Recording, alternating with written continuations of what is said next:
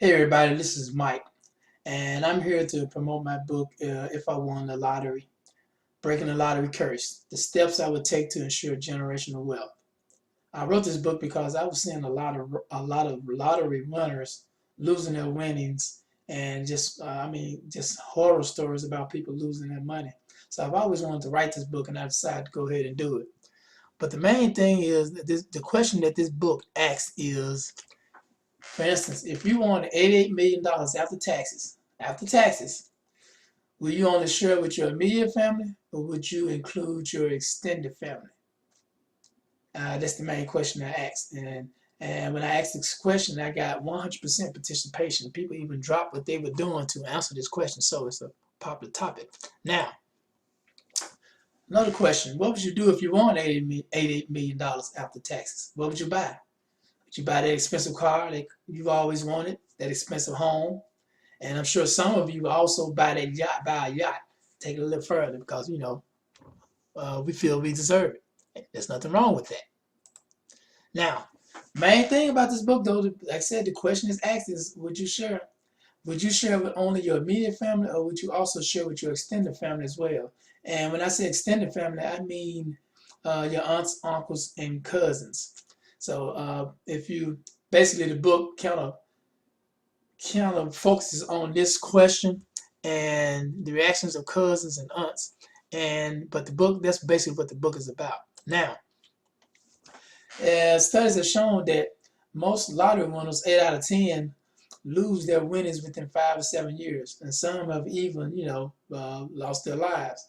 They either dead broke or either they've lost their life. Now, This has happened so often that many people think that it's a curse. There's a curse on the lottery, so they call it the lottery curse. I personally don't think it's a curse, but in the book I explain why I don't think it is. But it has something to do with more deeper issues, and it has to do with the human condition.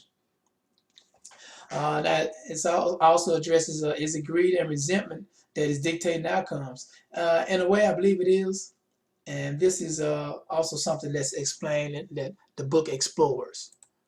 Now, we know there's going to be thieves and con artists that come out of the woodwork, along with your third and fourth cousins that you haven't seen in a while that you didn't know about.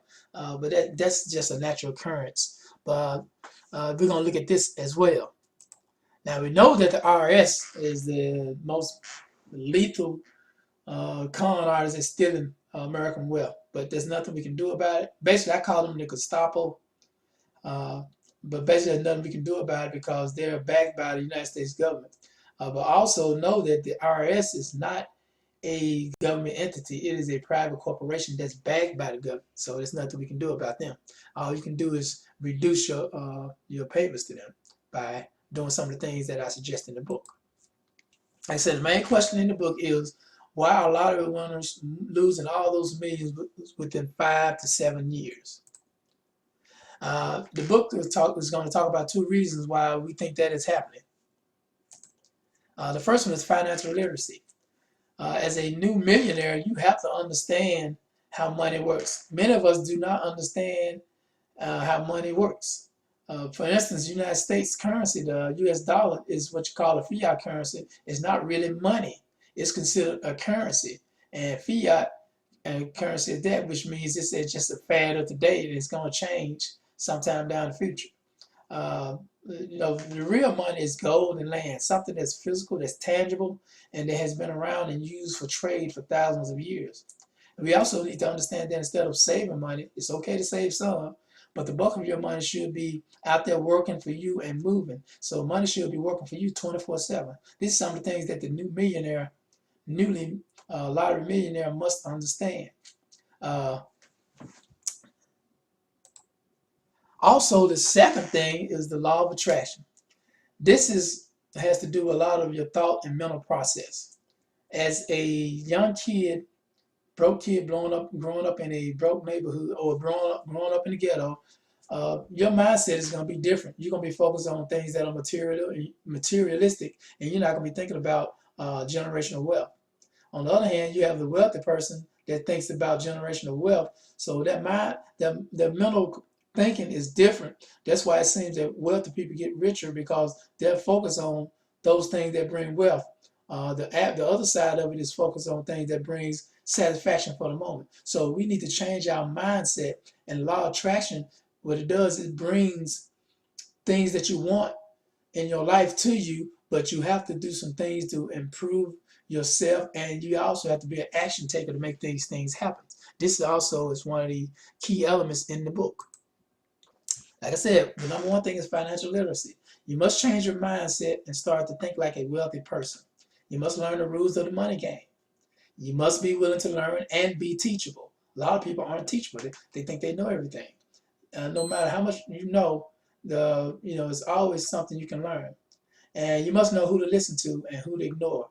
There's a lot of misinformation out there, especially on the internet, to keep you so that you don't get the information that you need to move forward. Information and mindset is the key to everything.